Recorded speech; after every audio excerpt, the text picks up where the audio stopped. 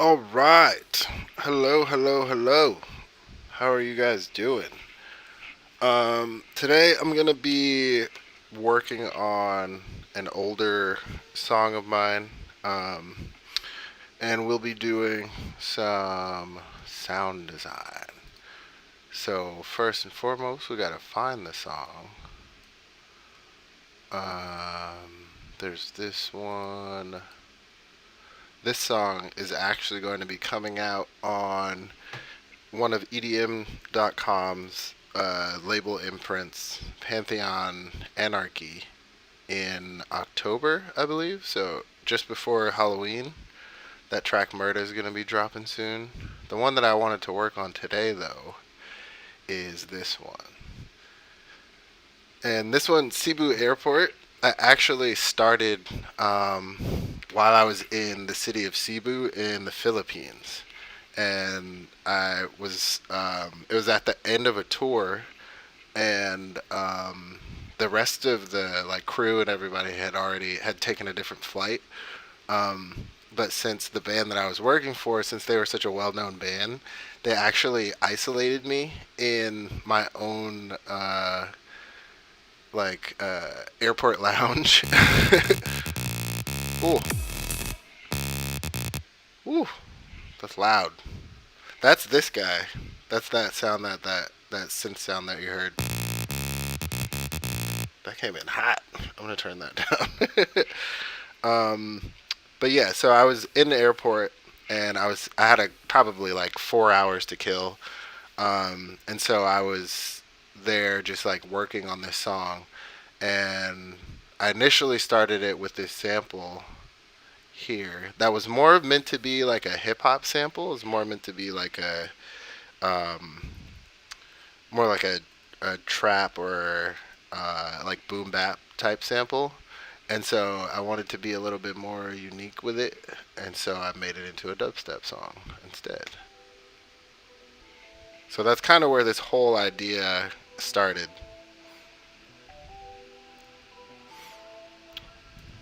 So I'll let you guys.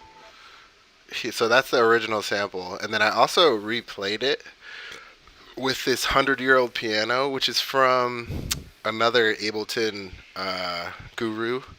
Um, he used to go by Afro DJ Mac, but he just switched to using his normal name. I forgot what his normal name is. But this he has 100-year-old piano, and it just sounds really, really like fucked up, but in the good type way of fucked up. So these are this he created this pack, and I think it's on his website. I don't know if it's free or not. Um, but he recorded the 100-year-old piano and then turned it into a simpler instrument, and it sounds phenomenal. And so I basically replayed that sample you just heard with a 100-year old piano.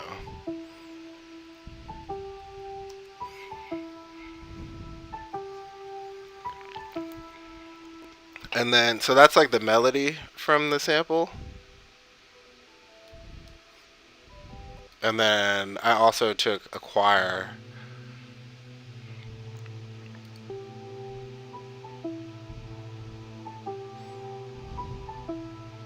And then all of it together.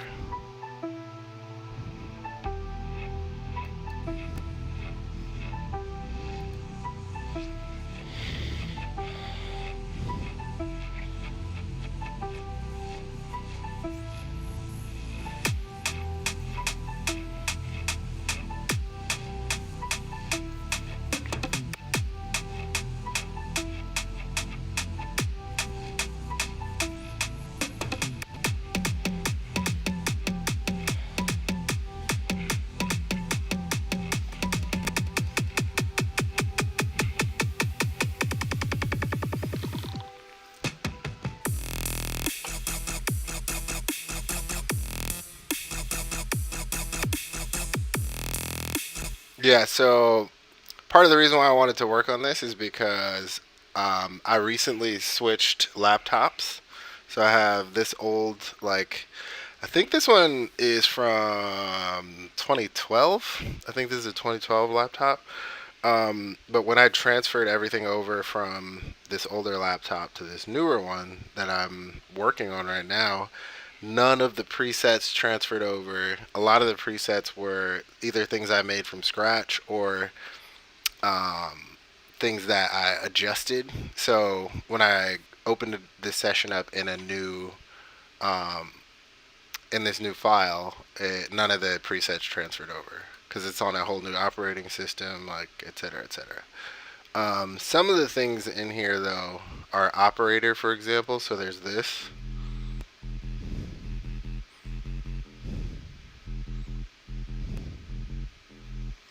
Yeah, and there's that like heavily distorted sub that I was talking about. This just reset to. This is one of my pet peeves with Serum. Is it just resets? The presets reset to just that initial saw wave. However, I have this session open so that I can reference it. Um, be nice if I could hear. Why can't I hear anything? There we go.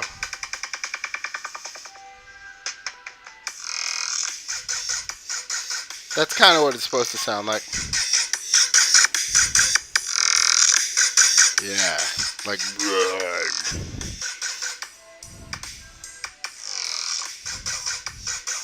So yeah, that's basically the sound that I'm going for. Is more of like a growl, like that type of sound. Hold on one second. I'm gonna share the stream so we can get some more peoples in here.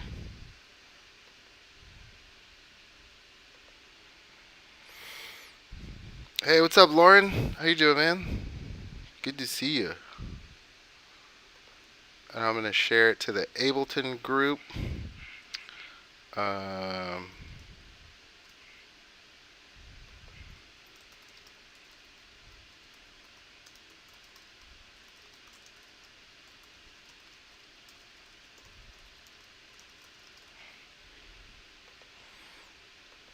this group, maybe. All right. Yo, what's good, Nick?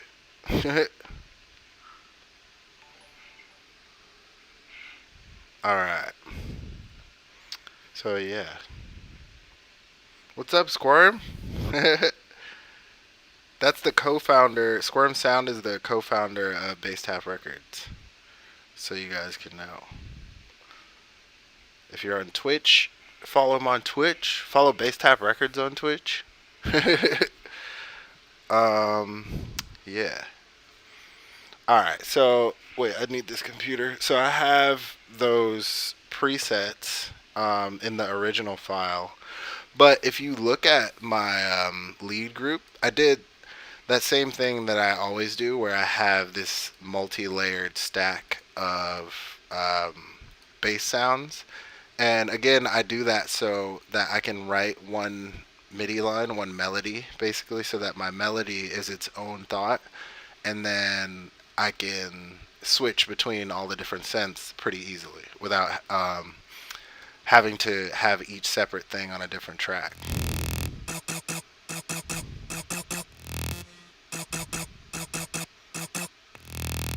But as you can hear, all of the presets have been reset.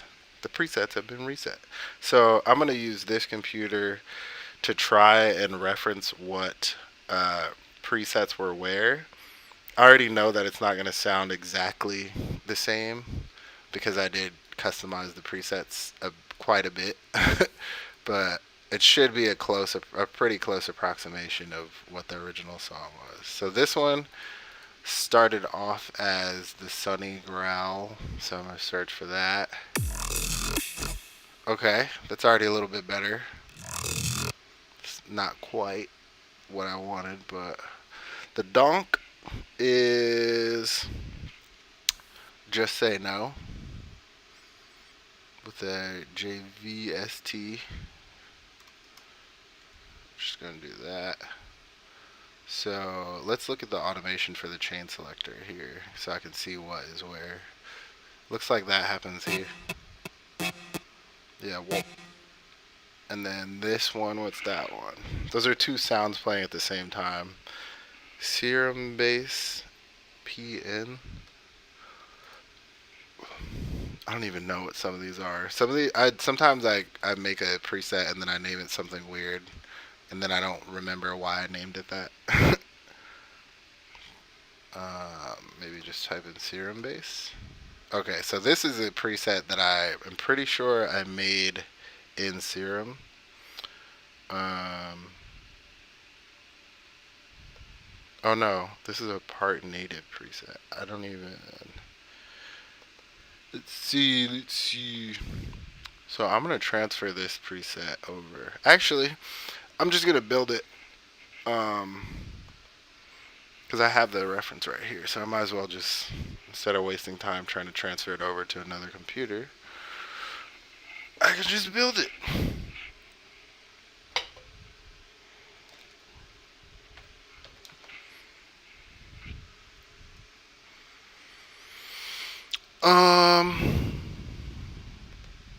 All right. So we have the analog. Most crazy sounds start with just like a sine wave, and this happens to be one of those. So sine wave. Let's do the analog BD sine. Bass drum sine. It's down 2 octaves. The sub is off. This is also the same thing. So analog sine wave, but it has bend plus on.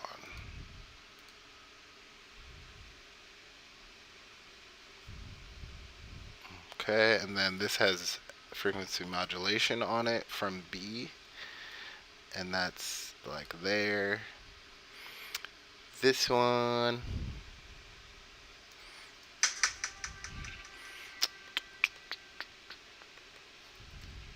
hold on 1 second. I'm going to the same exact spot in the song, just in case there's like weird automation or something. And then we have the comb negative filter, so I'm going to turn that on. Let me make sure all the other, so that's all the way down. This is all the way down, but then it's going to be connected to some modulator. Alright, so filter, this is in flanges, comb negative, and then the cutoff is about here. The resonance is here. The drive is there. I don't know, that's not doing anything, but that knob is there. And then it's only connected to A. And then for the envelope, we have 1.1 milliseconds here, 1.1, 1.61 on the decay. So let's put that there. And then 0 release. Alright. And then the LFO is set to quarter notes. And then this is here. Right? Like there. Around there. This is pulled down. Or wait, just one side is pulled down. And that looks like that's all the same. So let's go to the effects. And the modulators, I'm just going to do it in the matrix rather than trying to find where each individual modulator is from. That's why I like Serum so much, because it just has the matrix so that I can assign all the modulators right there. Alright, so hyperdimension is on. They're both at like there. Yep, around there. And then the distortion is on. Distortion is set to diode 2. And it's off. And then the drive is there. The mix is 100. And then EQ. EQ is like that. And then the Q is pulled down. And then everything else is the same. It's just a low cut there. Probably take out the mud. And then we have, in this matrix, we have envelope 2. Oh, that means we got to go back and change envelope 2. And then envelope 3. So envelope 2 and 3 are the modulators. And then this is set to the volume of oscillator A. And then this is set to warp of A. And it's about here. Maybe a little bit more. And then both arrows are the single type, so there. It's not going both directions. Alright, so let's look at envelope 2. They're both, this is like, I call this sound the donk, because it's more of like a, like dope, like that type of sound. But it's more like the dubstep donk. Alright. Sustains at 0. This is at 34. I'm just going to type it in. 34. And then envelope 3 is 467 on the decay. And then everything else is 0, 0, 0. Alright. Yeah. That's a pretty crazy sound. This is it by itself.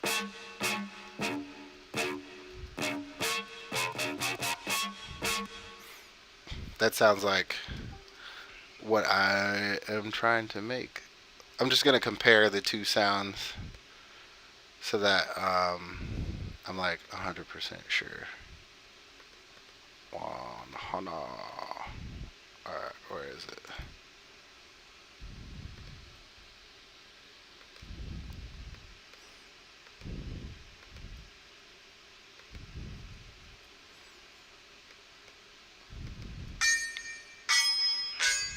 Yeah, that's about it.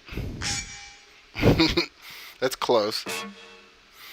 And then I'm gonna save this, and let's go to user. I'm just gonna call it bass donk, or let's call it a metal donk. Yeah, metallic. This is making it super metallic-y.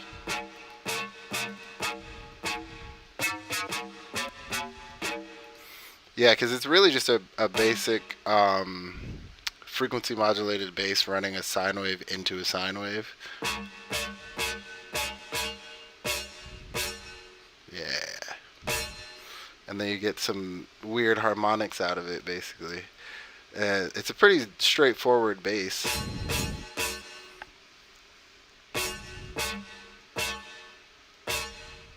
So yeah, that's that one. And then now we can kind of hear the whole.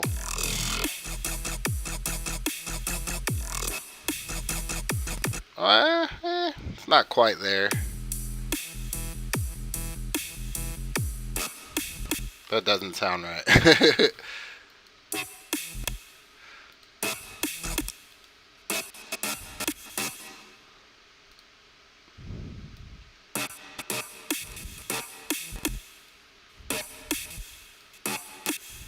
Trying to get it to sound right, but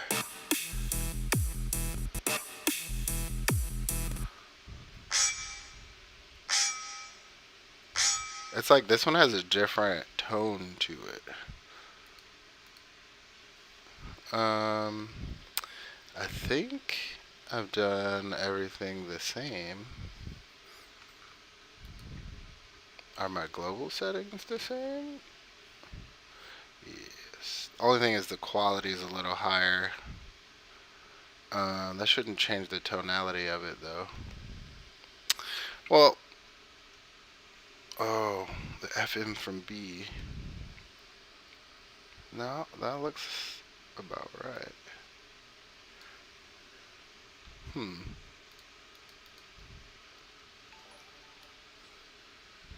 Hey Graham, thanks for the follow. I may need to tame this a little bit.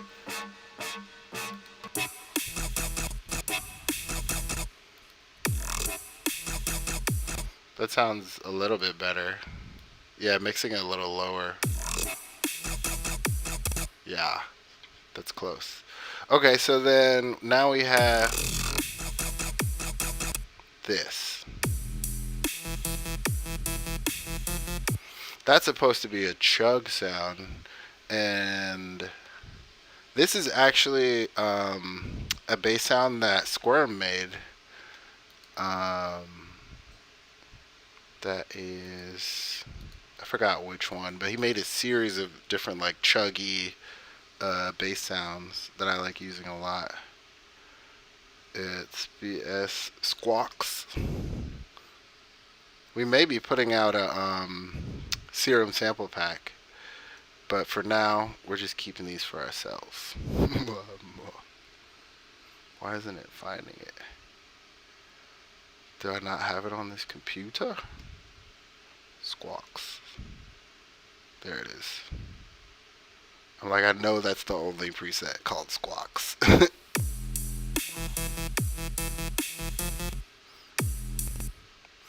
That doesn't sound right. With solo.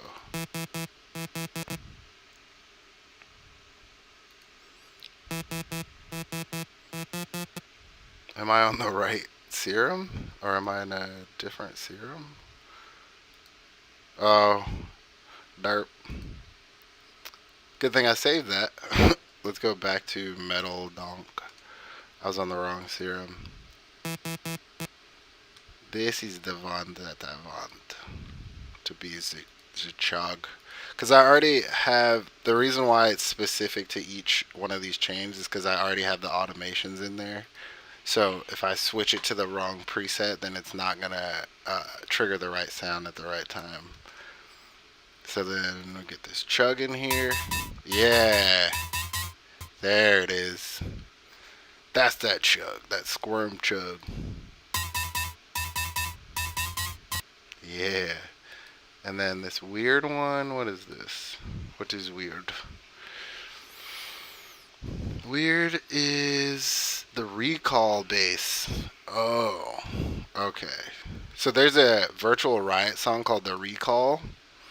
And I remember the first time I heard that patch, he made a video on how he made it too. Let me open up iTunes, just show you guys what bass I'm talking about. Um, but when I first heard it, I was like, it sounds like the computer is breaking. Like it sounds like, because Serum has like strange places where you can like break the synth basically. And when I first heard this, I was like, it sounds like he's breaking Serum. And then I watched the tutorial video, and he says that. He says basically like I pushed it so far that Serum is breaking. This is one of my favorite songs off that EP. The Recall.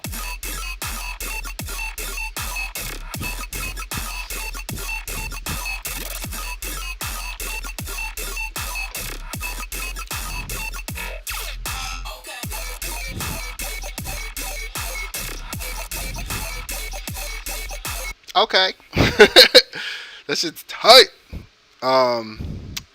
So yeah, that's the sound that that I included. I more so included it as a layer though. It's not really like the main bass.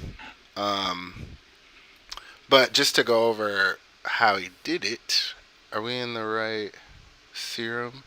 Because I'm not trying to. Let's do here. Here we go. Okay, so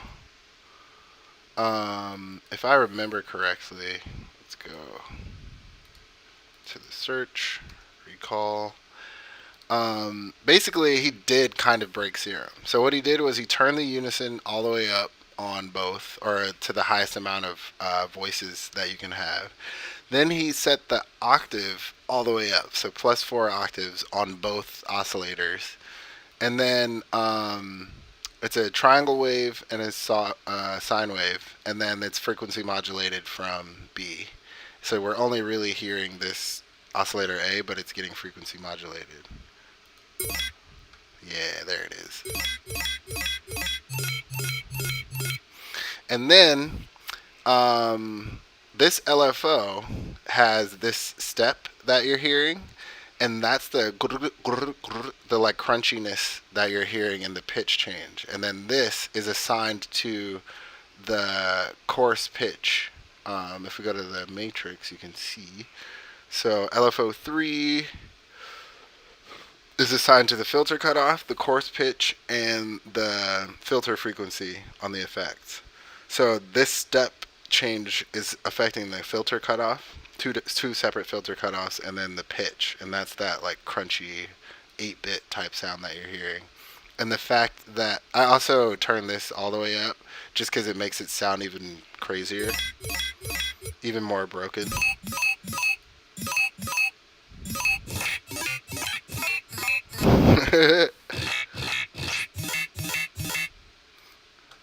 It definitely is like pushing Serum's limits as far as what it's supposed to be processing.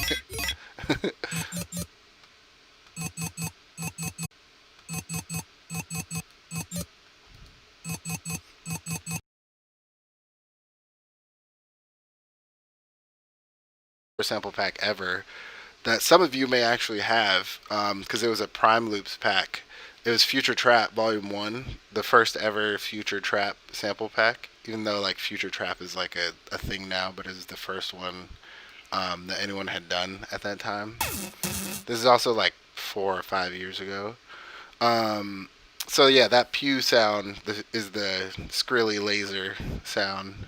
This.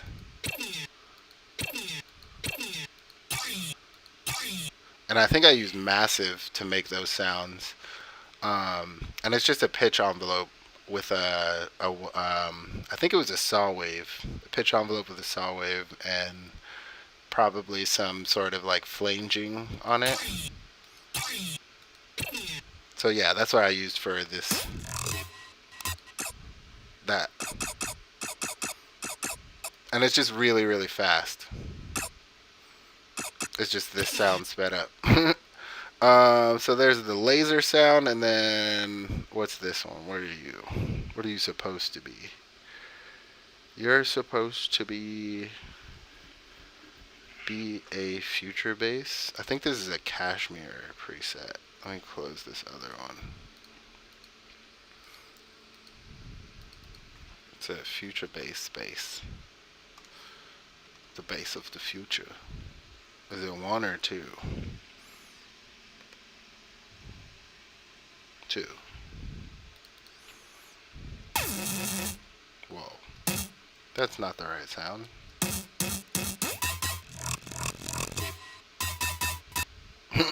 When does this happen? So now I have to look at the automation of the chain selector because I want to see when these two sounds happen. Serum. And then this one looks like init. Okay. Alright. So this one is supposed to be what this patch is. Or no, I just opened the wrong one. I'm going to initialize this. And then make sure I have the right Serum open again. Okay.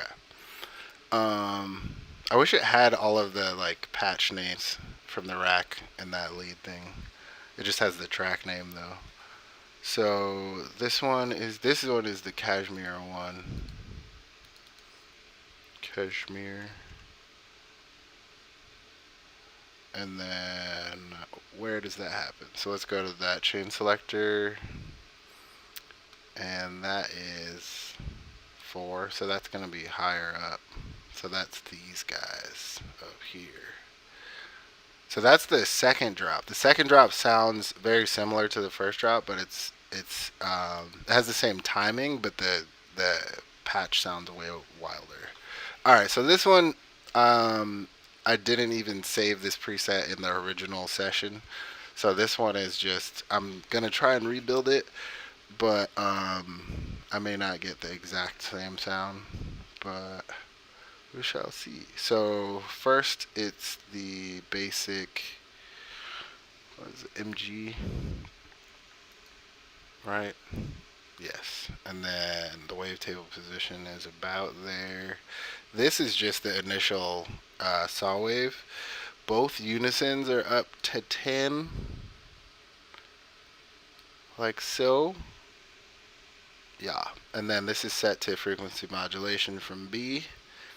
I don't know if you guys can tell, but I love frequency modulation.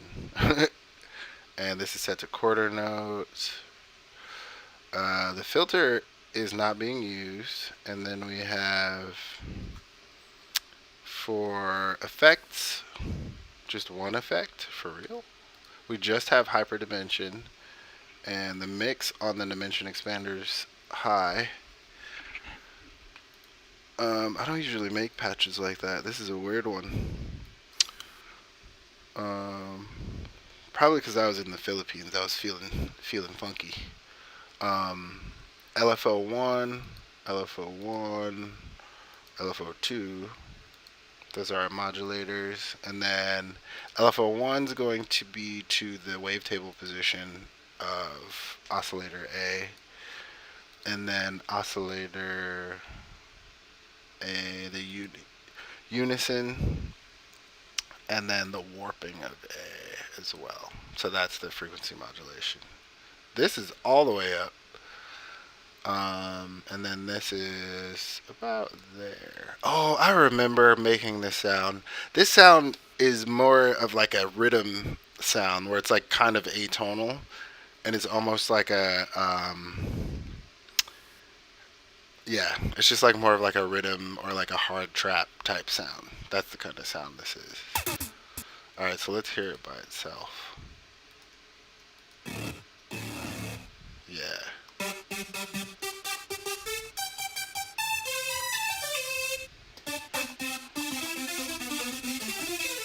Yeah, so it's a lot more like a big synth sound.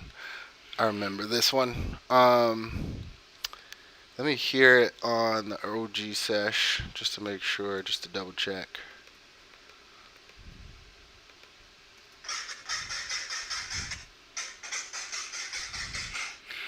All right, so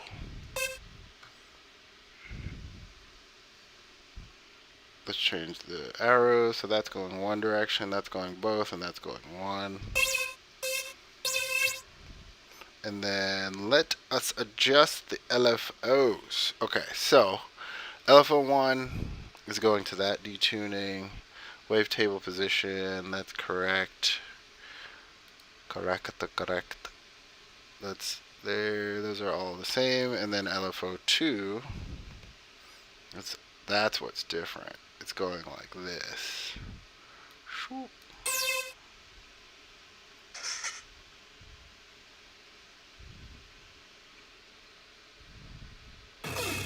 There it is.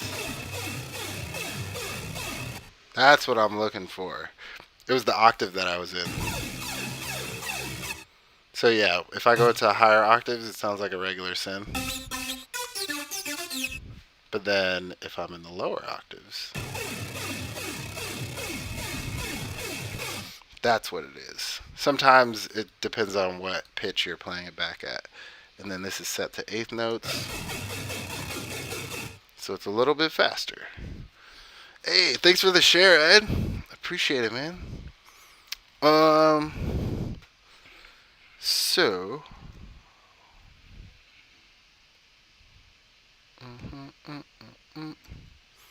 Also, this new, if you guys are commenting and I'm not responding to your comments, because usually, obviously, I respond to everything, or I try to respond to everything, I'll say. Um, with the new Facebook interface, you can't really see the comments in real time like you used to be able to. So if you comment and I'm not responding, then my apologies. Blame Facebook, but I'll try and make sure I respond to everyone. Um, yeah. I hate the new Facebook interface, but they're forcing it on us, so we'll just have to make do. Um, Also, if you're on YouTube too, I don't really usually check my YouTube live like in the moment.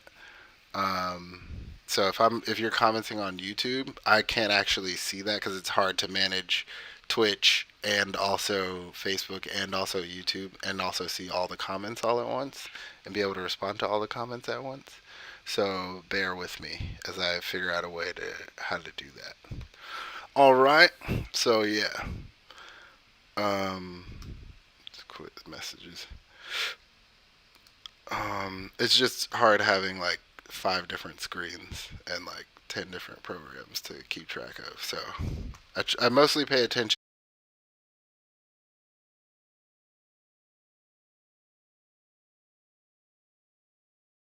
You can send me a message and I'll make sure that I pay attention to YouTube a little bit more.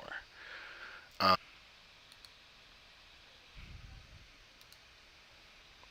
make sure that I pay attention to YouTube. All right. Um, let's get back to this sound design. All right, so we have this sound. This one, I don't even know what to call it, honestly.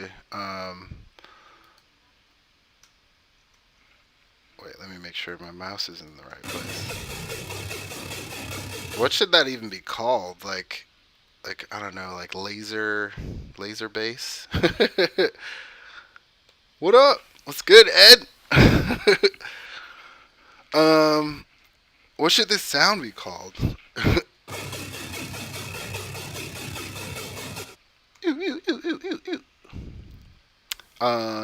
Let's make sure that's going. You guys have probably only been hearing my like laptop output this whole time. I just realized.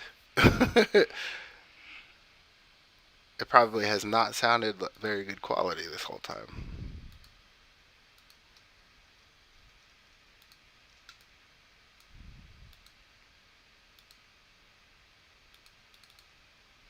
Alright, let's do that, and then might have to hit a little restart. I am going to save this preset though.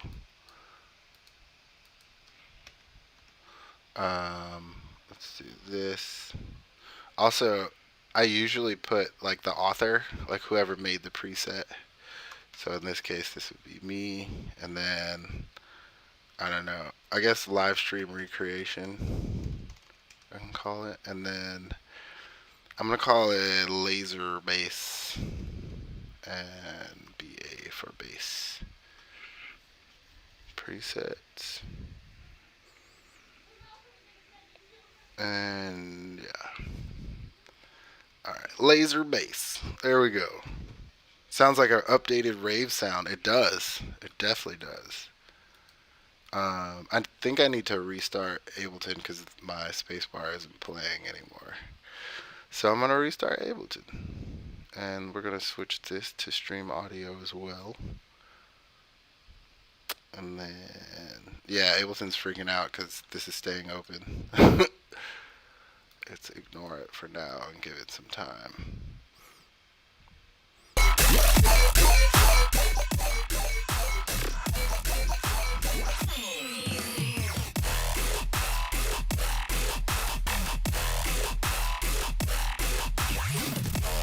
Yeah, this whole EP was fire. The Save Yourself EP. I think when I was in the Philippines, that was around when that EP came out. So I was heavily inspired by all of these different ones. Or actually, no, this came out in October. So that means that I had just been listening to this EP for 3 months, and I was obsessed with it. Still to this day, I'll bump Hysteria in my car. This last drop at the end is amazing.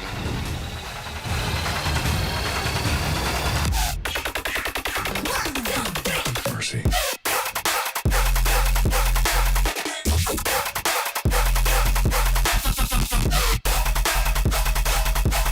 Woo!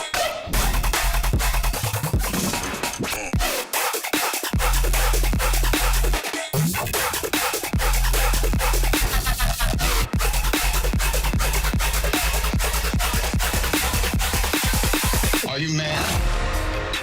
Woo! Fire. Just seriously amazing. That shit gets me so hype. I remember the first time I heard that, I had to like pull over because my heart was racing so fast. I was like, "Oh shit, this is so cool."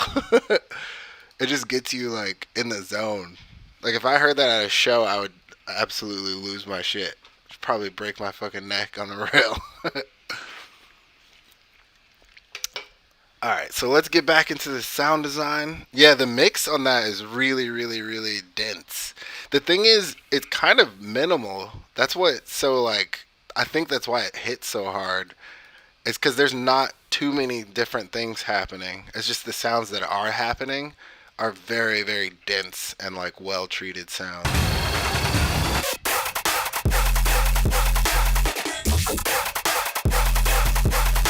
Because there's like two lead sounds that are happening at the same time, and then that 808 is like that's a full frequency 808. There's a lot of high end in that bass sound.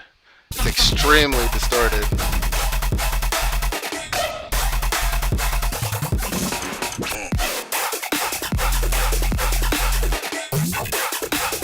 and everything is really, really, really tight, really clean. That's one thing that in listening to this EP, and not even just with Virtual Riot, but even with like pop producers that I listen to, like the dudes who produce Selena Gomez's stuff and like Ariana Grande stuff, a lot of their production is very, very, very dry, like very like tight. And to me, I a lot of people I know, especially like producers who are trying to make things sound big. They're like, I want it to sound big. So bigness means reverb. Like when I think of big things, I think of like stadiums and like cathedrals and like, what do you think of when you're in a stadium? Reverb. And so people keep thinking like, let me douse everything in reverb and it'll sound bigger. But as you just heard, like this mix is super, super, super dry, but it sounds big. Mercy.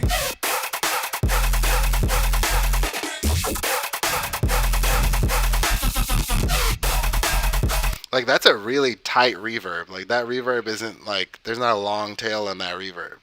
It's a very, very short reverb. So even like in this song, I started taking some notes, like tightening up my mix, um, and that to me it was like a game changer. Realizing that not everything needs to be have reverb on it, and not everything needs to be in order for things to sound big. That doesn't equal reverb. Um, so yeah.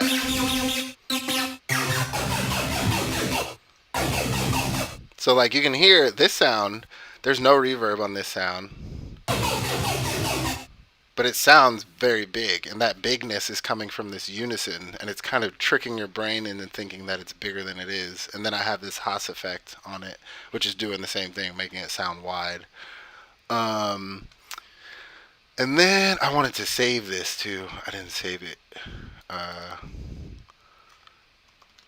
and let's call this one. I'm gonna call it. I'm gonna put in the notes live stream recreation, and then I guess I don't even know if this is like a bass sound. I'm just gonna call it a synth sound, synth, and then we can call it because Ed, you said it's like a old school like rave sound, so maybe we can do laser rave bass. There we go. I like that one, laser rave bass. Yeah, yeah. All right, so now, um, is everything right? Is everything correct? Yeah, that looks right. Okay, so up to this point, I haven't played the whole song, and I've kind of been doing that intentionally so that you guys can hear the impact of it in totality. So we have that recreated sample here, and I layered it with the original sample too. And then I just changed a lot of these. I may have to fuck with this growl a little bit, but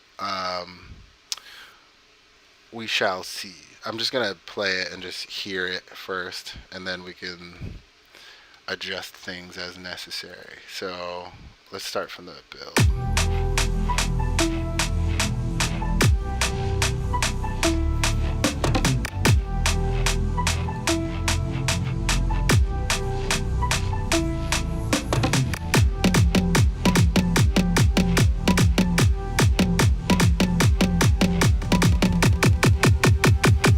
That build-up is kind of boring.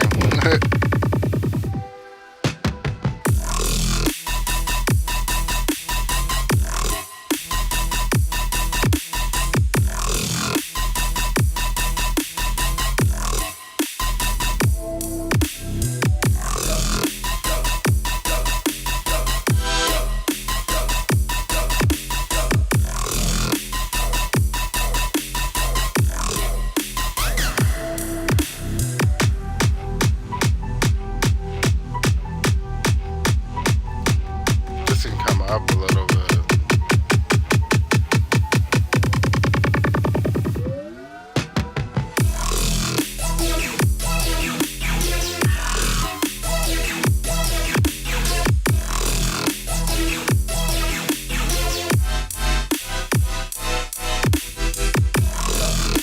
Some of these chords sound weird.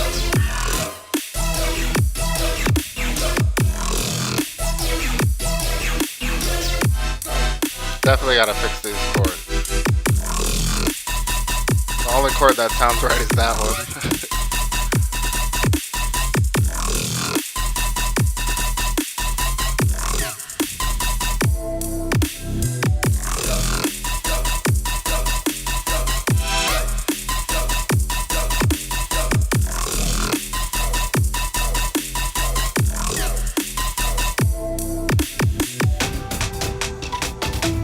All right. So yeah, that's the gist of the song.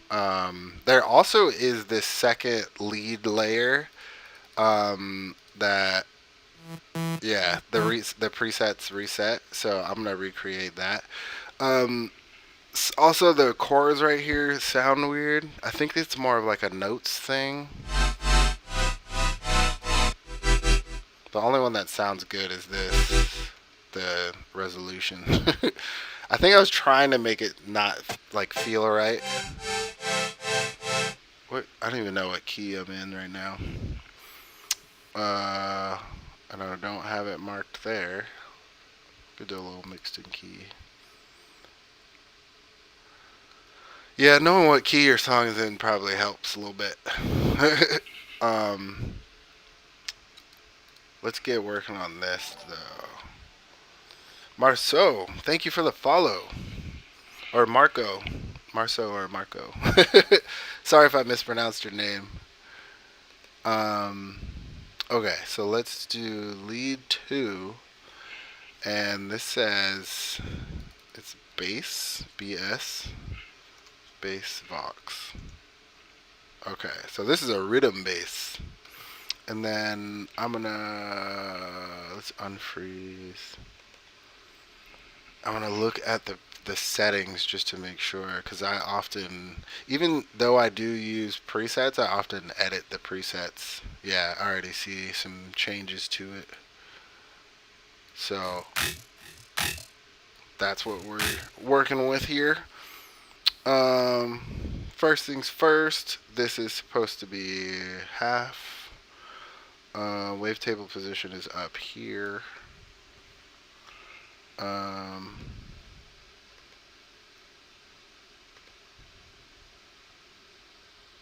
And then there's also, let's see what else. Oh yeah, that sounded a little bit more familiar. The level on that's down, that's down. Cutoff is in the same place. And then let's go to effects, phaser. We have tube distortion on there. The phaser's frequency is moving around. The hyperdimension is there. I usually don't have the mix up this high on hyperdimension, but for this sound, that's totally fine. If you're using like a sub, I would not turn the hyperdimension up that high, because then you can get some weird phase issues. But I don't want sub in this sound because I have a separate sub here.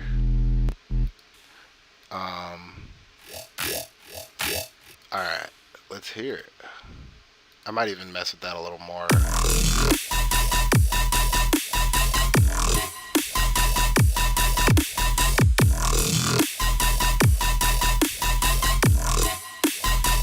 Wait, the chug is not supposed to be playing the same time as the whoop.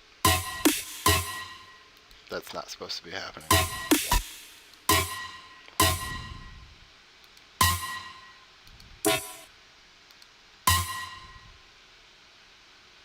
The chug is supposed to be here. What is that supposed to be? That's not supposed to be a chug.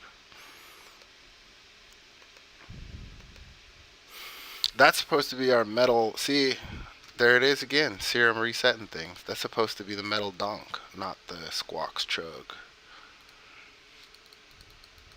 Alright, metal donk.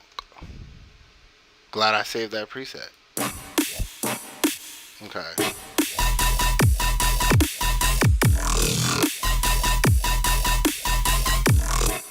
And then this growl, I'm just gonna mess with this.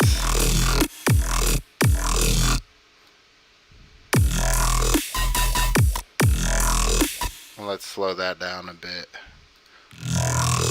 Yeah. I want it to be more of like a like an evolving kind of growl.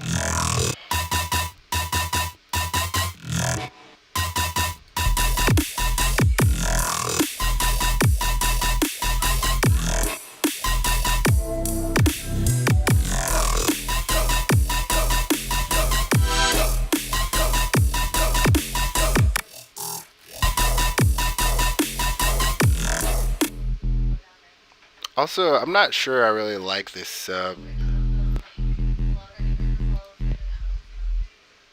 Yeah, I'm gonna take the multiband dynamics off of that because it's kind of changing the tonality of the sub as I play the song. Like this specific type of multiband dynamics, I turned off the highs, so there's no real highs in it because this is a sub. There's not even any frequencies above 160. But you hear how it's changing and like evolving.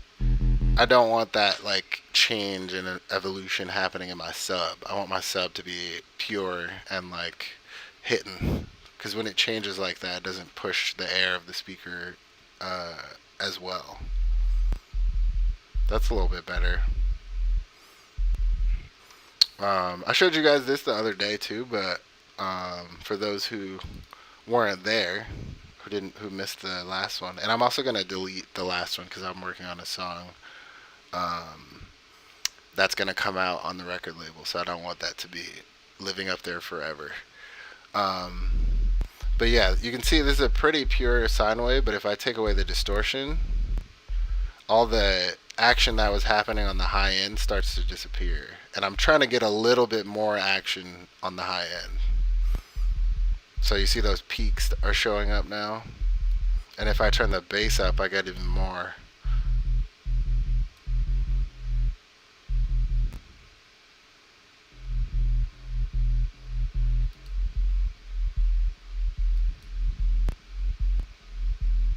Yeah, there we go. I think I'm going to leave it like this. Maybe do like 70%. Because that way we have the distortion. We have that like distorted channel. But then we also have the pure sine wave. So you have the power from the pure sine wave, and then you have the high frequencies from the distortion. Somebody showed me this the other day, but Pedal has its own sub in it. So you can get a nice distortion out of the Pedal plugin. Just turn the gain up.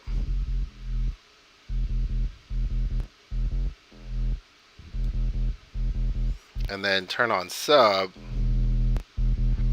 Since this is a sub, it might create more problems than make it sound cool. But using the pedal for distortion is a really cool way to.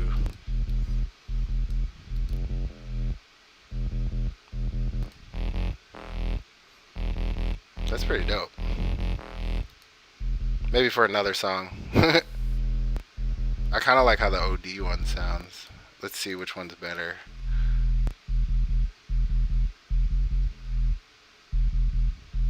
The sound is changing over time with the saturator, but this one's pretty steady. I think I like this more. Sorry, saturator. Pedal one this time. Also, this is one thing that I always judge in my car too. I'll just literally take my laptop, plug it into the aux in my car. Because on, as some of you probably can tell, like when I've been working on the bass, some of you are like, what? I don't hear anything. What's happening? And that's probably because you're either on phone or you're on headphones, and especially in earphones, you might not be able to hear that sub. But that's part of the reason why I'm distorting it. Because like a pure sine wave, you're probably not going to hear that on a small speaker system. But then if you distort it, then you can hear those higher frequencies coming out. But you still have the power of the sub.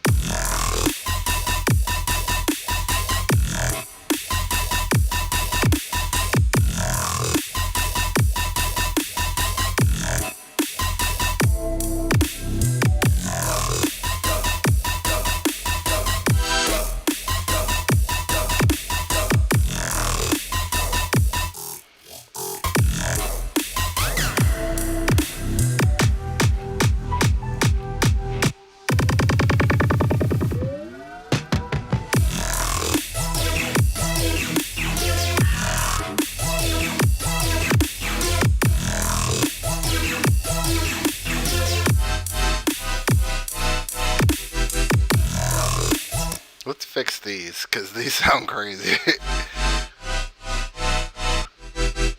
Alright, so I have same thing going on, multiple chains. In this first chain, what we got? What we got? This first chain is Spire, and Spire, that might be why this isn't working, because Spire isn't loaded. For whatever reason, when I reinstalled Spire on this newer computer, the VST didn't load, and none of my library loaded. So none of this exists anymore on this computer. Um, However, I have it on this old computer. Oh, that's what I did. I tried to recreate the sound from Spire in Operator. That's what happened. So, which doesn't sound too bad. It may be better that I use Lethal for this, because Lethal has really, really good. It's a Rompler, which is similar to a sampler. Hey, what's up, Rue? Nice to see you again. Um, Romplers basically have the sample, and then there's like a special way where it plays back the sample so that it sounds higher quality. And to me, Lethal is one of those synths where um, you just pick a preset and then use that preset. It's literally that good. It's kind of like Razor in that way. Um, so let's go synths, and then they have a bunch of libraries online too, which is really dope.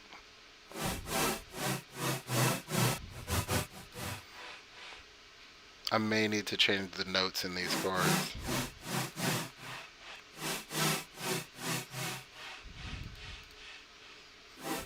Only thing I don't like about Lethal is the reverb sounds like shit. So, turn that off. Yeah, I don't really like that.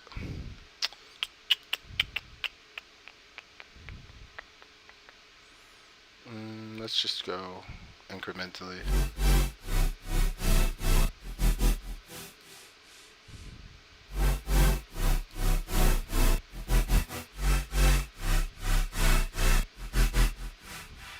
That might be why I made something an operator. Maybe we can do. Let's see. Maybe I could recreate spires. Um, I'm not that well versed in Spire, so that's why I was trying not to do Spire. Guitar 2. Classic is there. Sent here is -4. Oh, -4. And then that's oscillator 1. Wavetable mix, that's all the way over here. What does that sound like?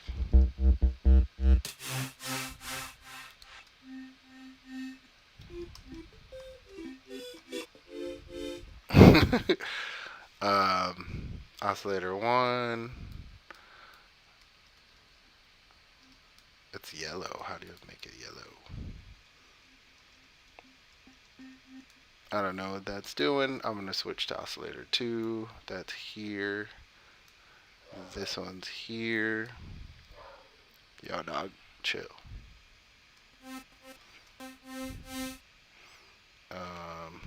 What's oscillator two doing? Detune density, fine. Everything looks really, really basic on this. Par? No, these are both off. Parallel. I'm guessing that's parallel. The cutoff is all the way up on both of those. Filter balance is there. That's like that. These two are muted. X comp is here. Volume's there. This is set to that. And this is like so. There. Levels down a little bit. Cutoff one, although three. That's all the same. The pitch bend is an octave.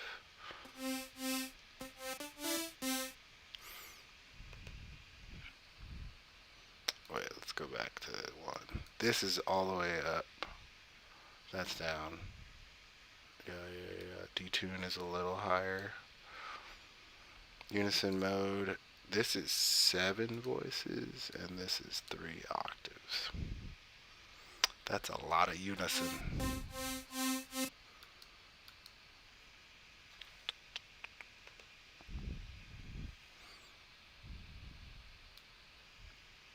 Ten. That's really, really, really low, but still on.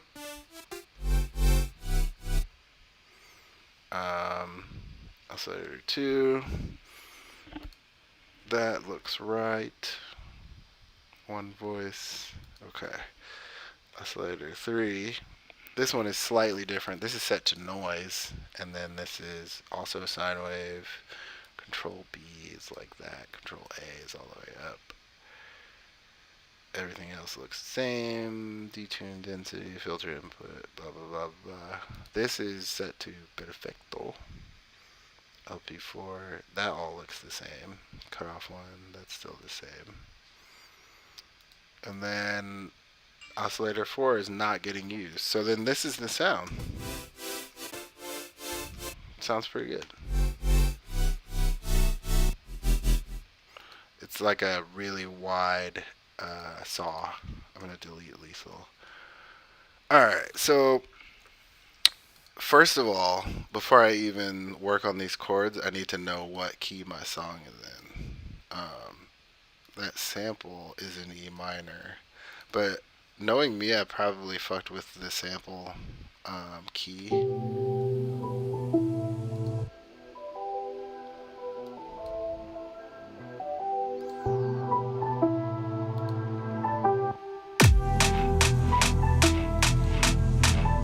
Nope, it's in E minor. Yep. Alright, so E minor it is. I'm gonna save that. It's in E minor. Just so I know for future references. No, I stream on Facebook, Twitch, and YouTube all at the same time. Sounds like the Joker. That does sound like a Joker one. Yeah. Yeah, I'm doing a call and response with the drop. I guess that's more of like a songwriting thing.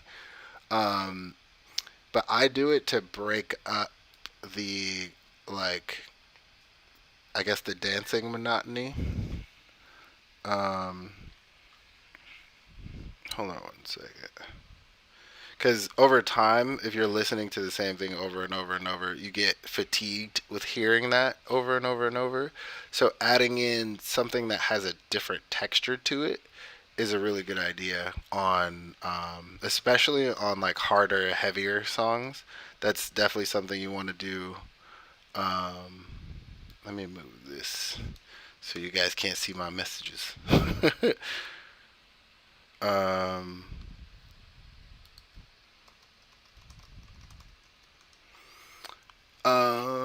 but yeah, so yeah, that's why I'm doing that. That's why I have this chord section here at all, is because it breaks up the texture of the song. So this part is very like,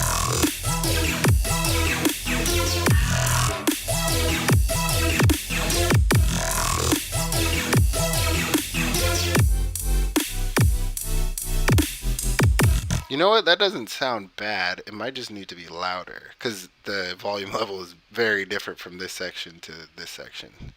So I'm just gonna turn the volume up. Let's look in. That just needs to be louder.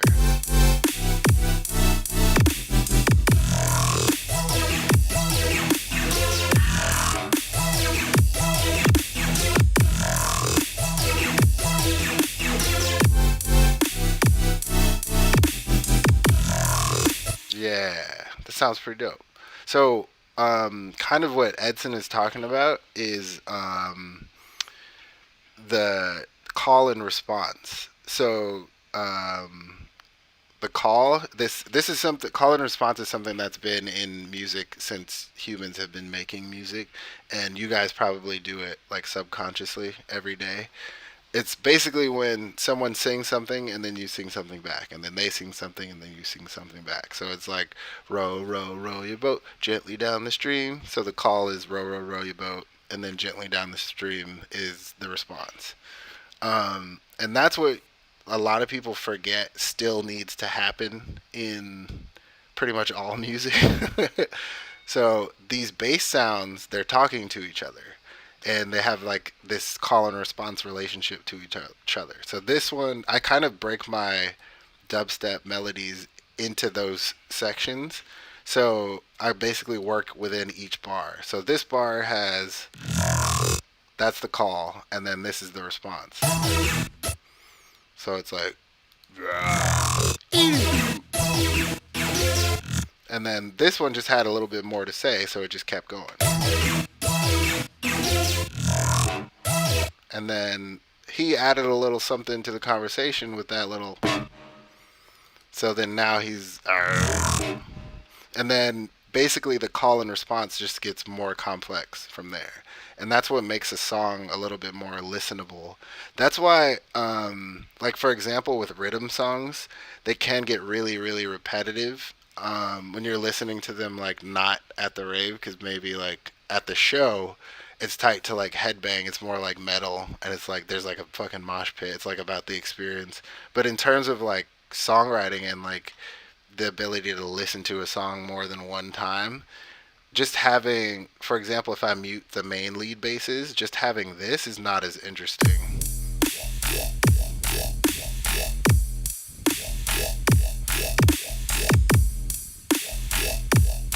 I mean, even my sub is following along with what the melody is doing. So even my sub is making it more interesting. But if the sub and the bass are just doing the exact same thing, like in this section, and that's the only thing that's going on, like.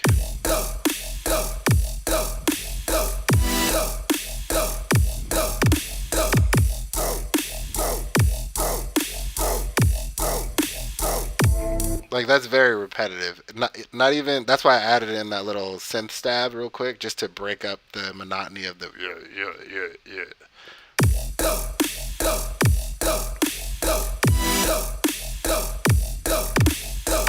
I can add it in there too.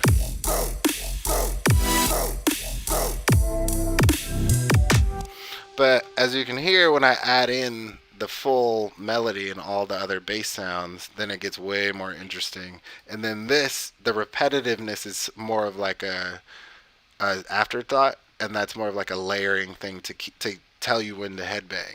It's more of something that keeps your head knocking. Ooh, I hate when that happens. That's the pitch bend. There we go.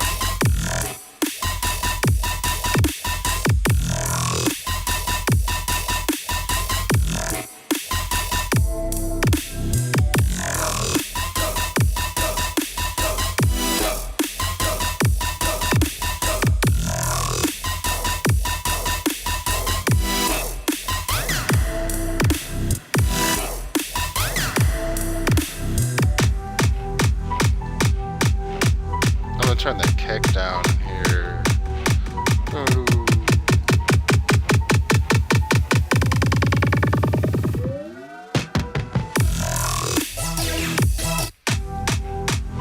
Yeah, much better. I need to work on these build-ups. They're kind of boring.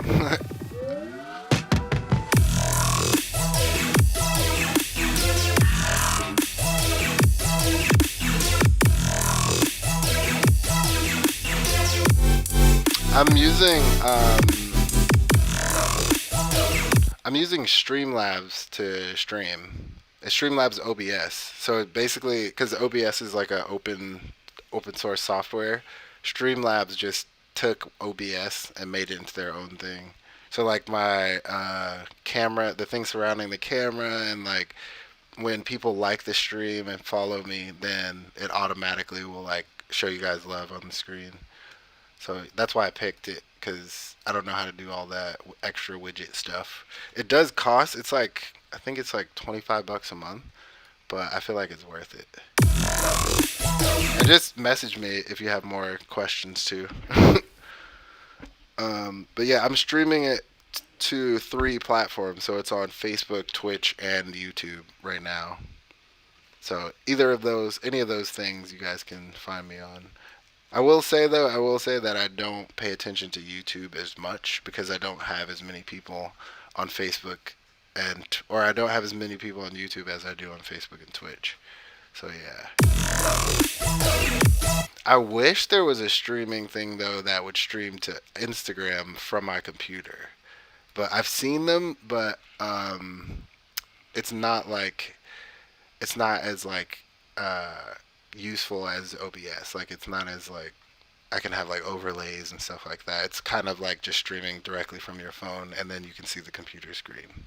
And I don't know how OBS would work with those.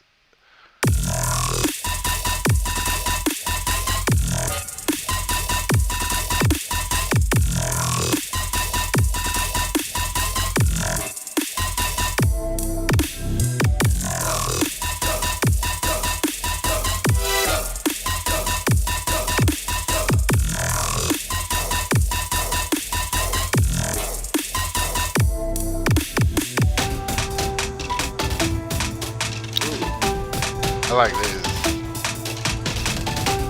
I might use this in the beginning. What is that do?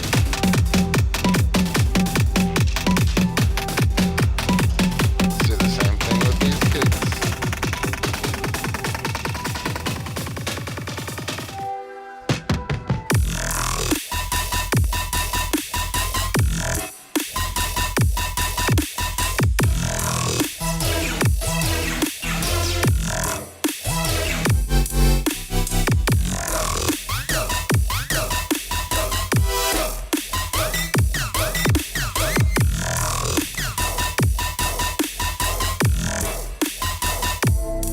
And I'm gonna use that chord fill.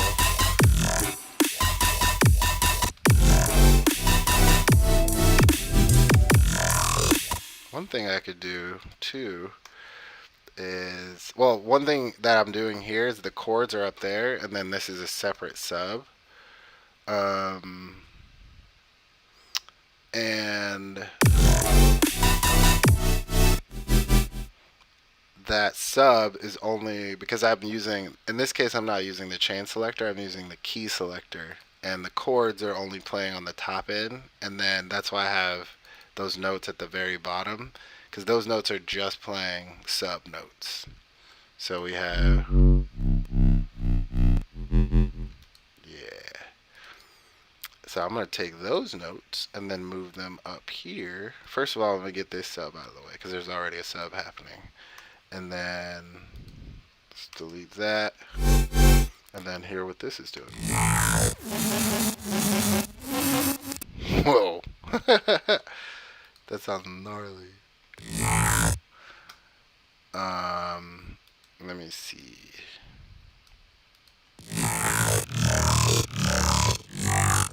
Nope. I don't know about that. Hey, what's up, Mark? Good to see you again. This honestly sounds like it's in a different key. Maybe that's why these chords sounded weird to me, because they're not in E minor. They sound good by themselves, but maybe in the context of this song, it might not sound right. Okay, that doesn't sound too bad. Let's pick a sound though. I don't know if that growl sound is the right one for that moment. So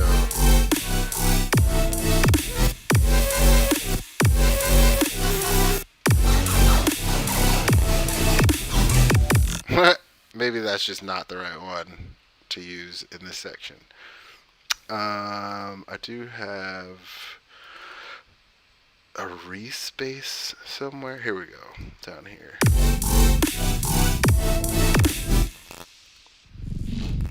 That's too low. Let's go higher with it.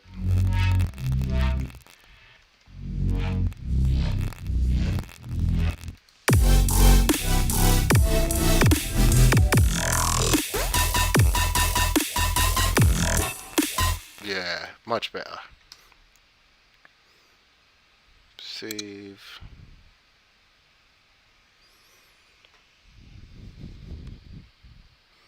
Um,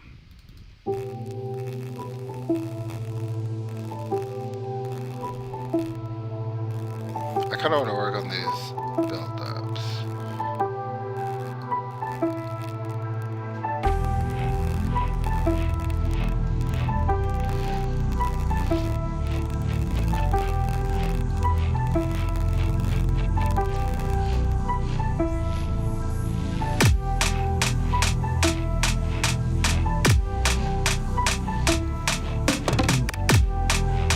Actually, I have a reference track up here, so let's listen to the reference track. I don't even remember what this is, honestly.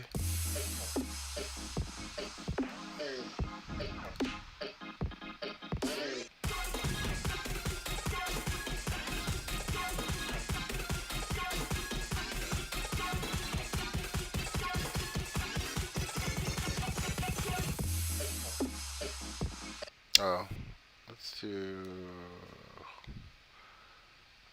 It seems like I rearranged it.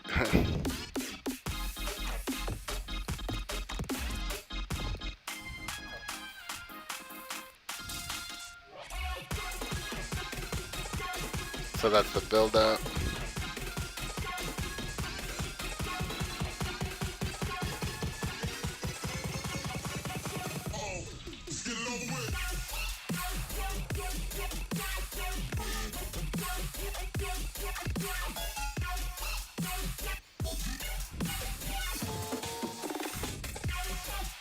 See, even in other songs, that call and response thing happens a lot.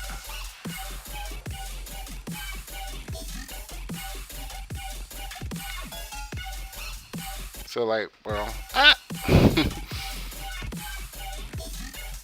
And then here too. And then that little fill at the end.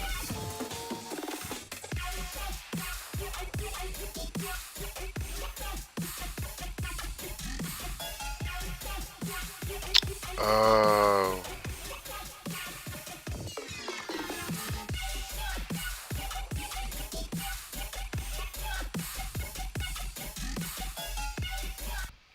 But yeah. So that's the reference song. I was more looking for like a dope build up, because these build ups are kind of boring, but I could take the idea from their build up. They kind of introduce the bass sound that is in the drop. The whoa whoa whoa. So maybe I could do that. Start introducing my drop sound in the build up.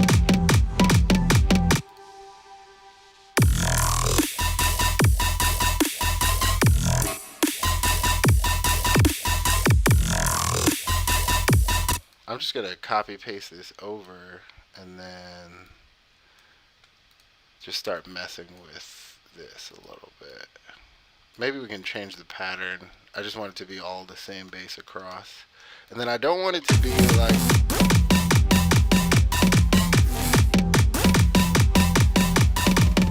that sounds a little bit better already. It sounds a little bit more hype.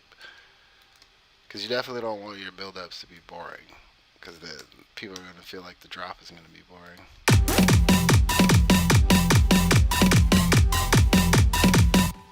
Maybe we can have that one be down.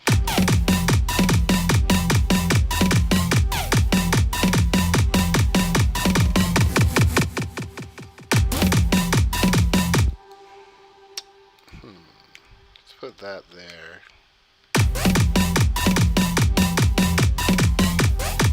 Yeah, there we go. That sounds dope. And then I'm gonna filter this so it's not like the full sound. And I made this little device that's both a high pass and a low pass filter. And then the knob um, high passes it and low passes it less as you turn it down.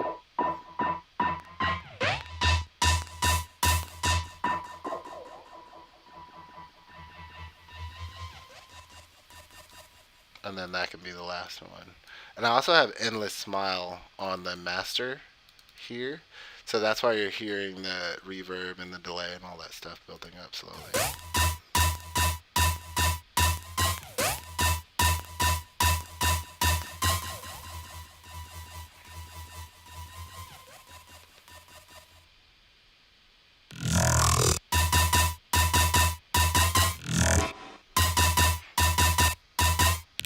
Alright, let's hear it.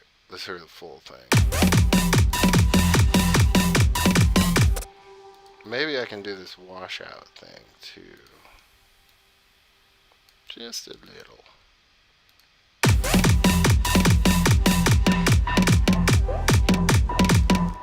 Yeah, that way it's creating that anticipation because you're not really hearing the full bass, but you can tell something's coming.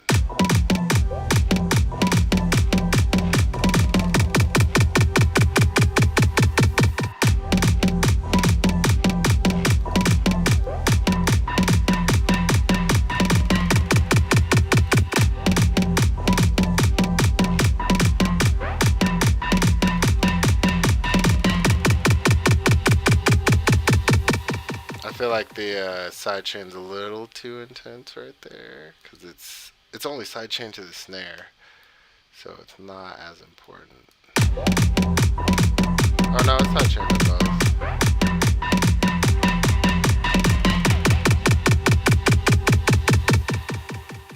You know what? I'm gonna group these because it's both side chains.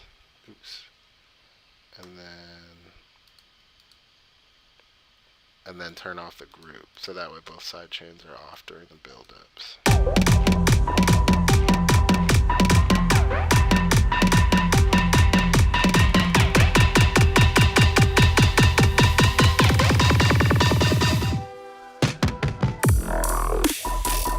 And then turn off the filtering when it drops.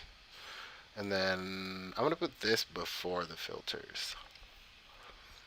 And then let's also automate that so it gets more and more washed out as we get closer to the drop.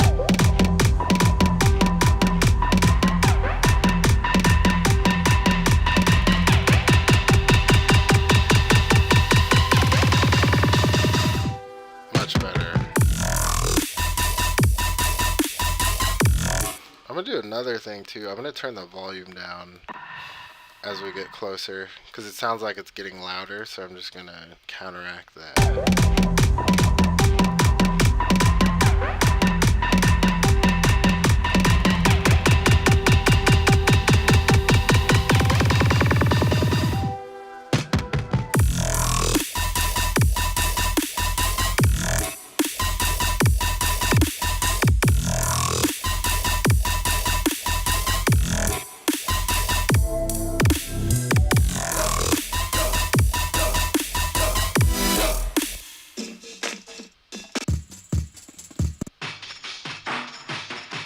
I wanted a different drum before the drop.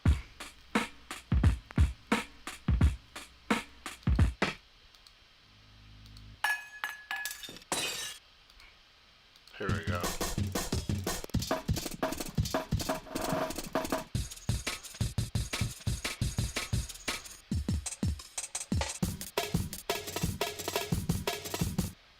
sounds cool. Let's go.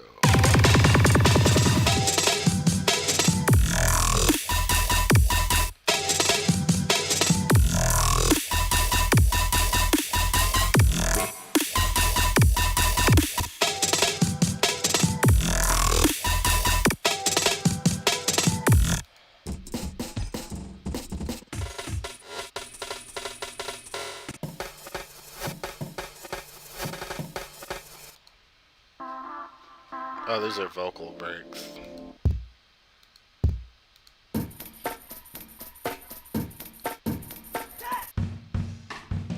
Rick James. That's James Brown.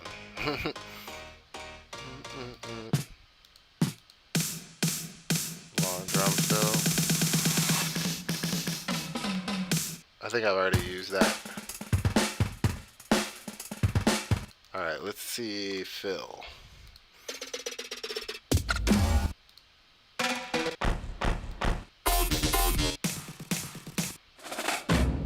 Ooh, that's cool. Let's hear it. Nope. Doesn't fit in that song. It sounds cool, maybe for something else though. That could work. The doo doo doo. That needs to be warped. The timing is off.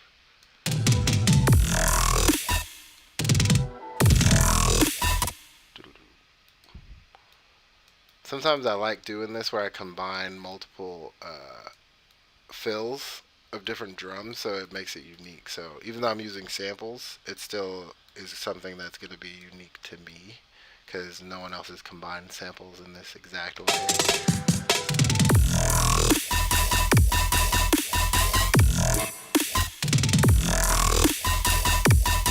Okay.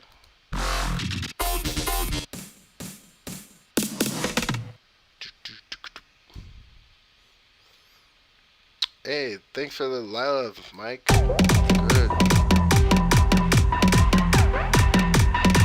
I think I'm gonna do the same build thing on the other build.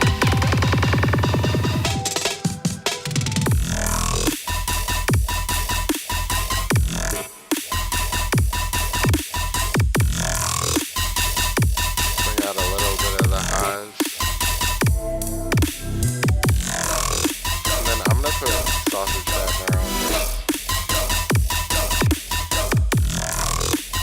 Mostly, I don't use sausage fattener as like a distortion plug. I mostly use it as a brick wall limiter.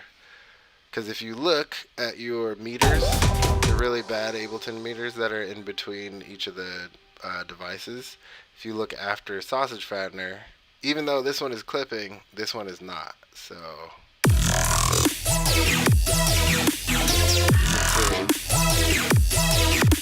it's a great brick wall limiter.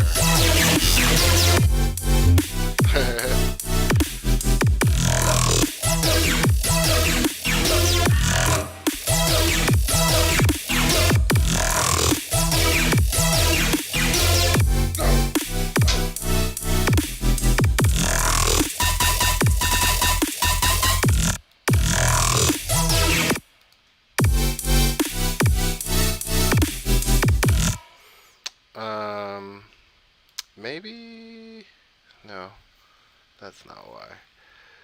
This still doesn't seem like it's loud enough to me, so I'm gonna multiband compress it with the OTT and see if I can squeeze some loudness out.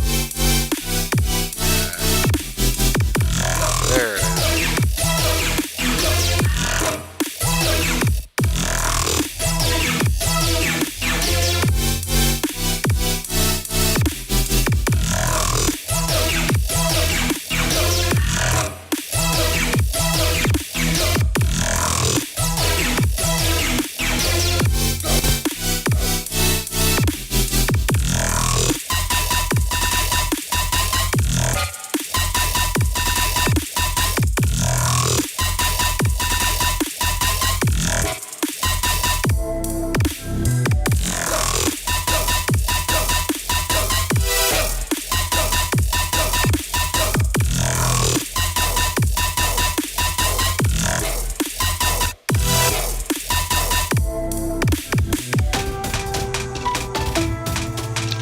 same thing again. Let's grab this build section here, but we're gonna put it there.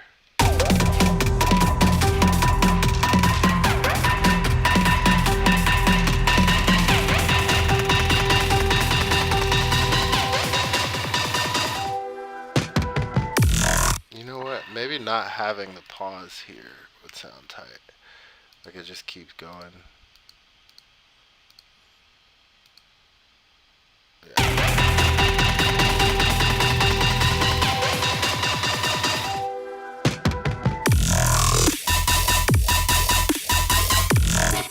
I'm gonna grab this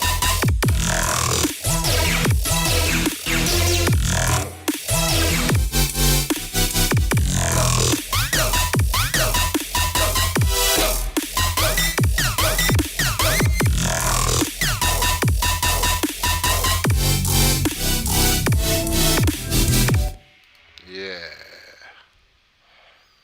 And then we're gonna go back into this.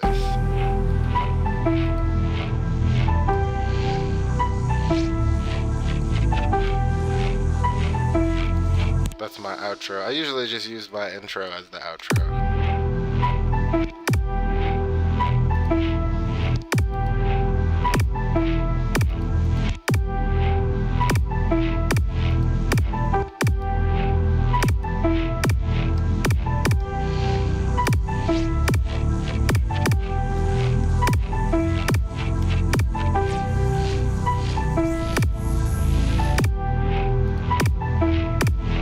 And let's add in the snare.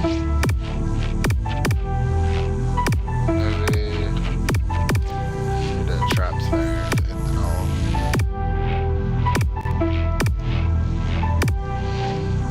Some trap snares.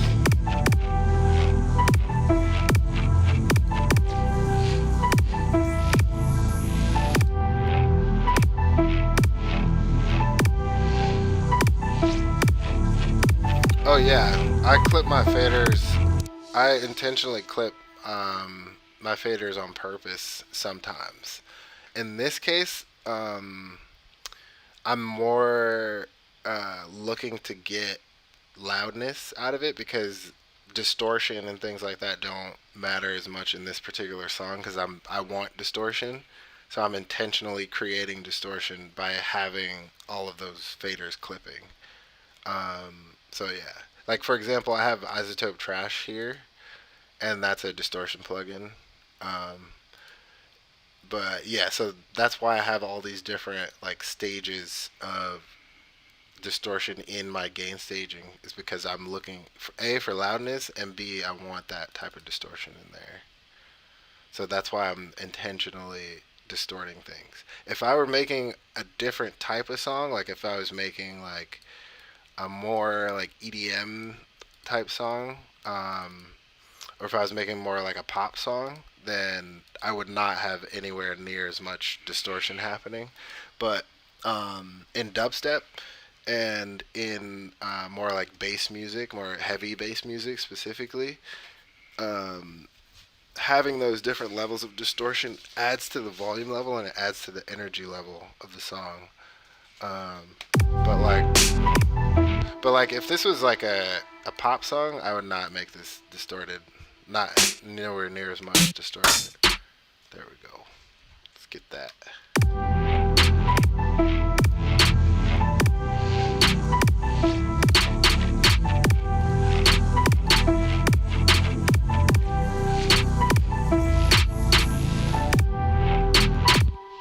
Just to break it up.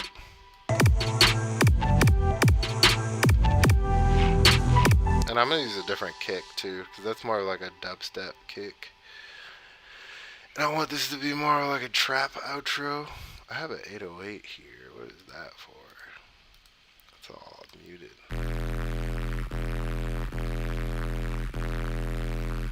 That sounds like the Virtual Riot 808. Yeah, I got Erosion on there, Alloy too. Isotope Alloy and Isotope Trash are amazing plugins. Excuse me. Not just for distortion, they're good with like EQing, with like, um, And when I mean distortion, I mean intentional distortion, not like, oh, my track is too loud and I don't know why it's clipping type distortion. Like, this is intended to make it sound like this. Like, that's on purpose. It's not because you did it accidentally. It's like the meme 808.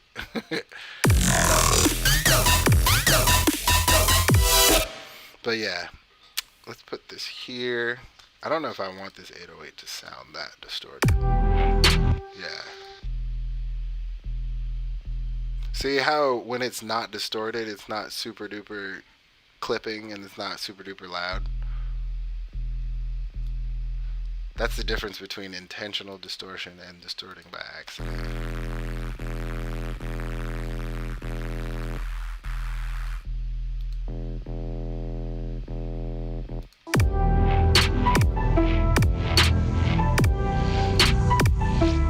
Alright, let's do kick. I use this one kick for almost everything. Just because it's perfect. It's just like the perfect like trap kick. It's really short and tight and has a lot of high end to it. And so the 808 works well with it, paired with it. Like if you listen to just the drum. Yeah, it's a nice 808 kick. Let's make sure it's in the right octave.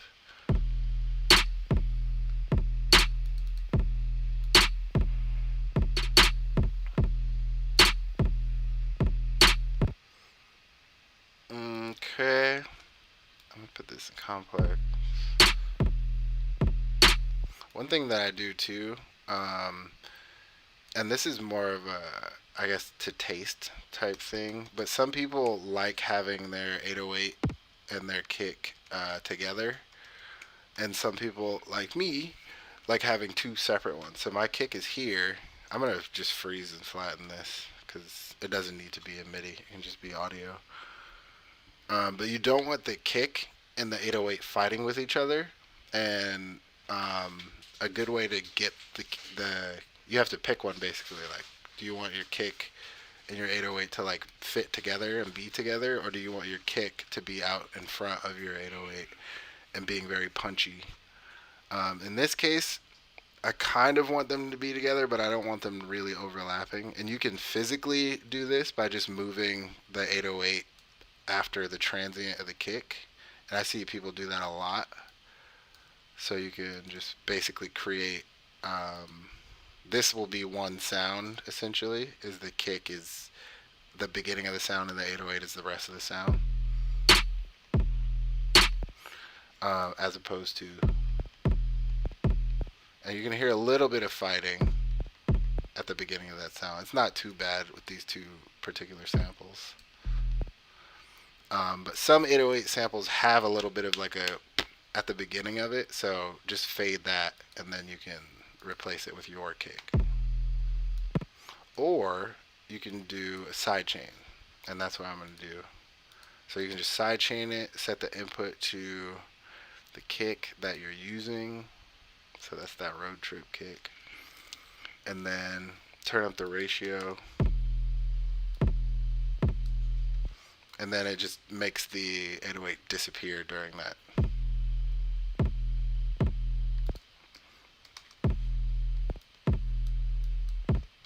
Yeah.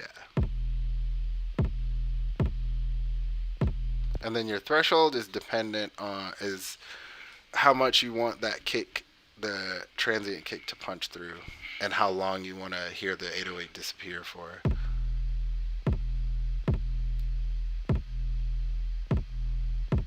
I tend not to do it like this, because then the 808 is audibly disappearing. I usually don't want people to be able to tell that they're different sounds. But you can do that, because I've heard songs that have done that intentionally, and it sounds cool. So yeah, if you want to do that just like as a creative choice, that shit sounds tight. Now I need to turn these up because I can't hear it.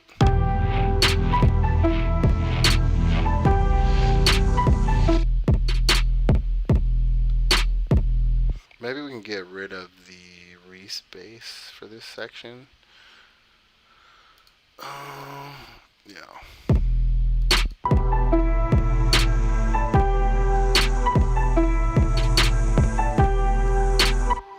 And then do a little bit of change it up on these. Just fade you out.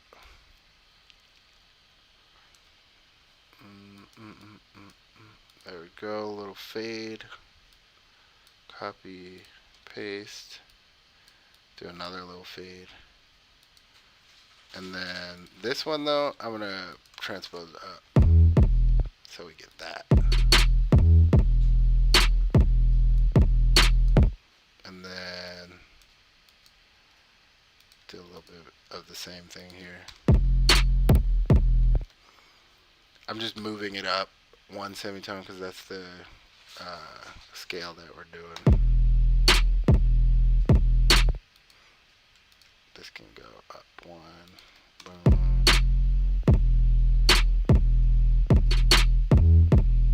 And then you know what? Let's just duplicate.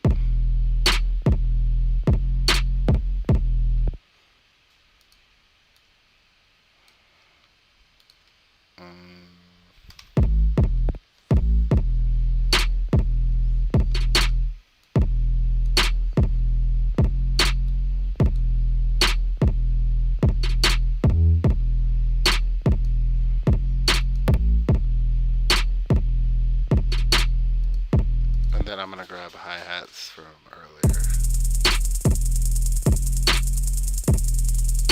Turn the volume down a little.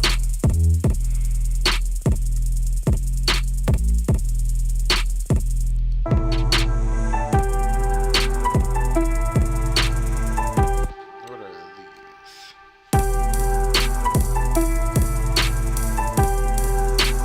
And turn these down too.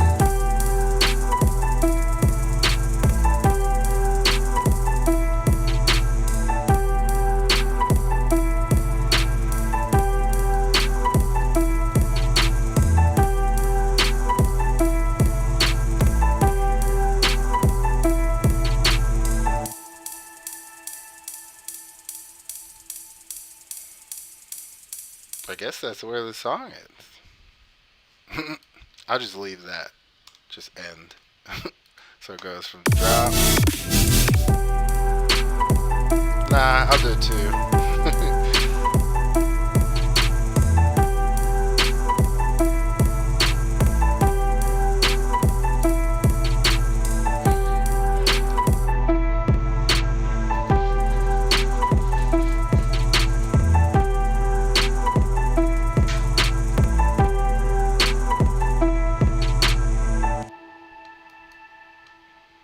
And then that reverb from the piano will be the end. Boom. Alright, let's hear it in its full glory.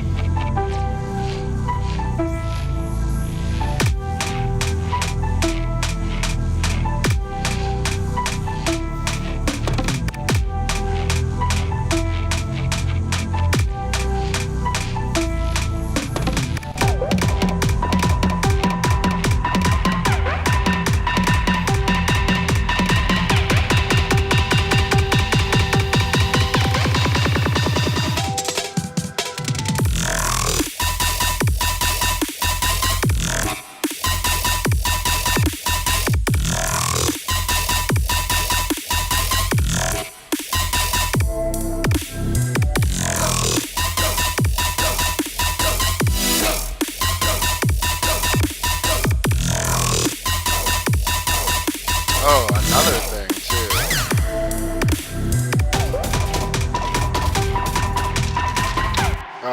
I always put drum bus on my drums now because this to me is probably one of the most useful plugins that Ableton's ever added in. It's like a multi plugin. It has like a compressor. I don't know what the compression settings are. It also has a distortion drive on it, like an overdrive inside, and then it has a transient shaper. The transient shaper is a little bit weird. Um, it's not as like articulating as some other separate transient shaper plugins, but if you just turn the transient up a little bit, it definitely like makes your drums really punchy. It makes them slap. I pretty much use that on everything, on all of my drums.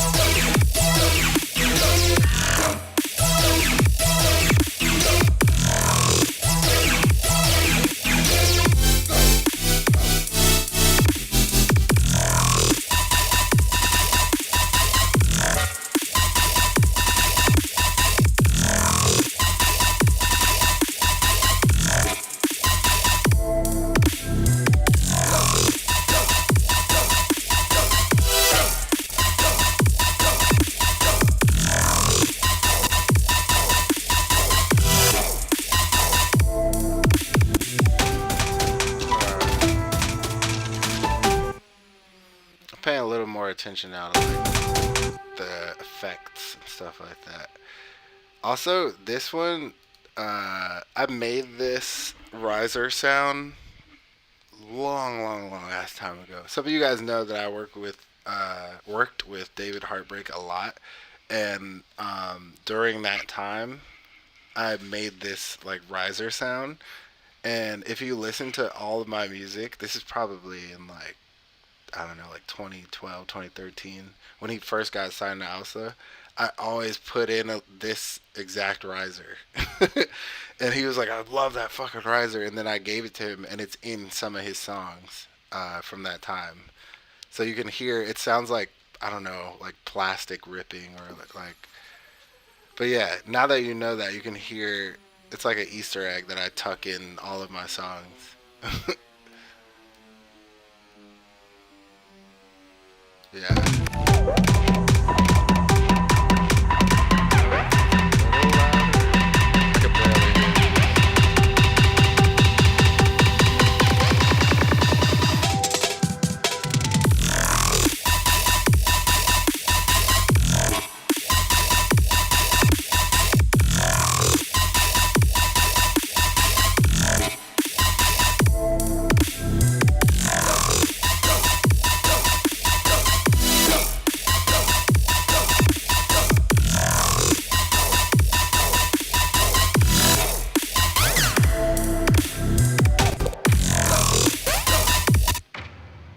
No, I don't want that there. Let's do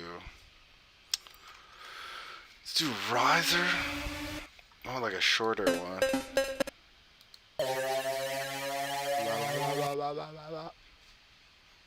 Let's make it short.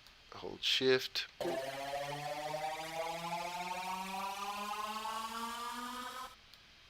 Is that in a specific key? Is it C? Maybe we can do E. Ooh, that sounds cool.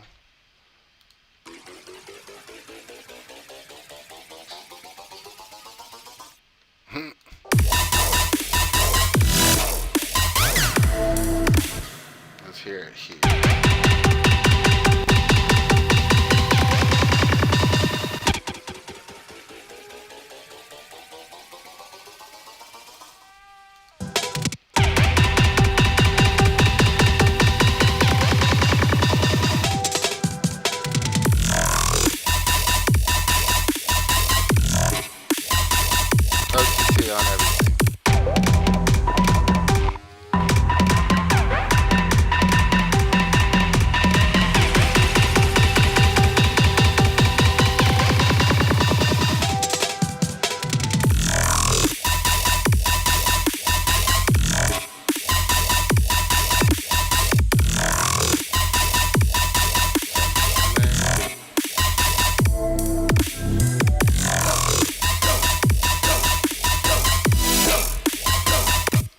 And then this air effects thing, I'm gonna put that here too. I start off a lot of songs with that. This, and it's just an operator with a white noise oscillator, and then a bunch of filtering, and then I put frequency shifter on there. There you go. Let's do up to down. Okay.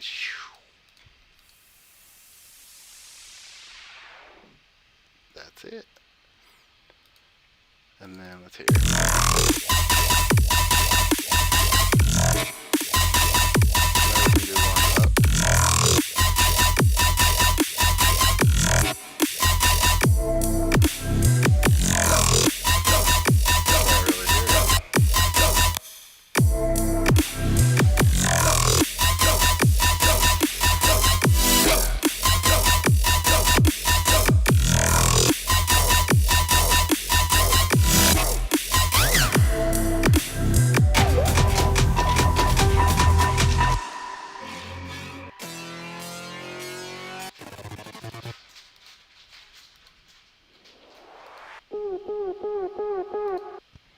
I don't want something that crazy.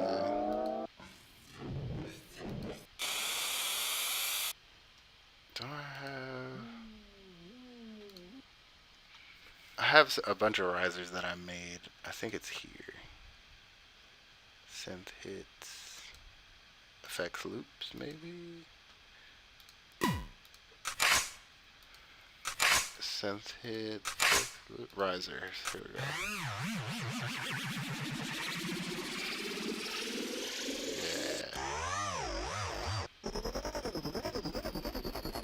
Ooh.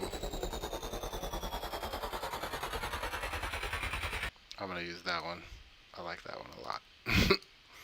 Let's turn up the volume on that. We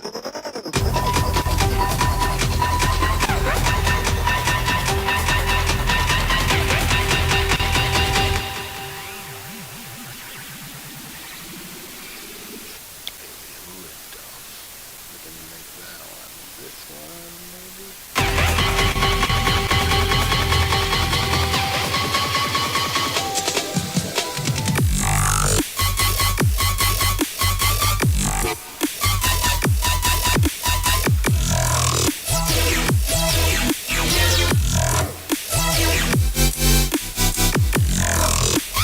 And then sometimes I like adding in risers as fills too.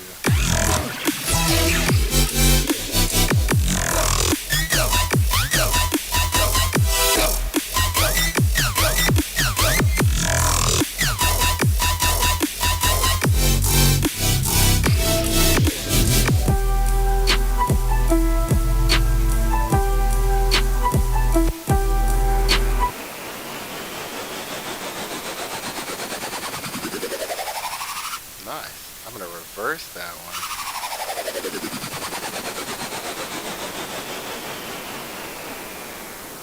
And then that'll be like our outro.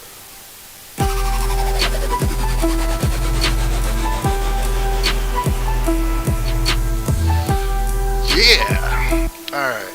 Save. And I will see you guys next week. So, yeah, so tomorrow we have the Feeling Right song dropping through our record label, Bass Tab Records. It's going to be out on all platforms tomorrow. Right now, if you want to hear it, you can go listen to it on SoundCloud. Also, if you click the link in my description, you can pre-save it, so then it'll automatically be put into your Spotify library, and then you can just hear it tomorrow. Also, if you guys are interested in doing personal Ableton lessons with me, if you go to my website, if you just go to psychosis.net/services, then you can find how you guys can schedule a private session with me. So yeah, hit me up.